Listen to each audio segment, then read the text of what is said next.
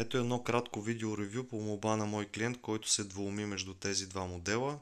Надявам се видеото да е полезно както за него, така и за всички вас. Тези модели в момента мога да сравня.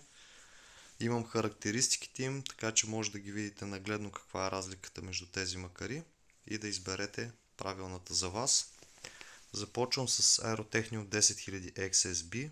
Тялото тежи 620 грама. Тялото на магнезия тежи 495 грама и двете са еднакво предавателно число 4:3 към 1. 4:3 към 1 е на тази. Вместимостта на шпулите е 10 000 на двете. Ето ги метрите.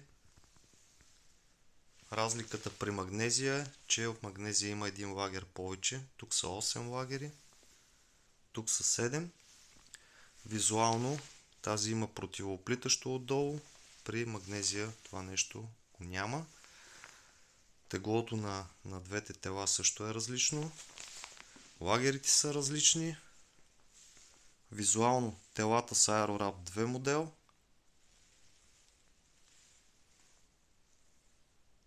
Това представлява чистия Aerotechnium. Аз лично ползвам и двете макари и съм изключително доволен от тях. Това са моите макари.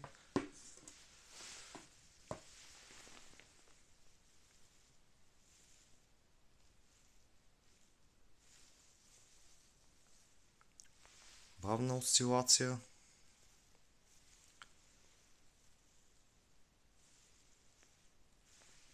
Изключително добре изработени олдскул макари. Лично аз предпочитам тези пред новите модели на Shimano, но това е мое мнение. Надявам се видеото да ви е полезно. Ако е така, просто го харесайте и споделете с някой, който би си търсил такъв модел макари. Хубав и успешен ден от мен!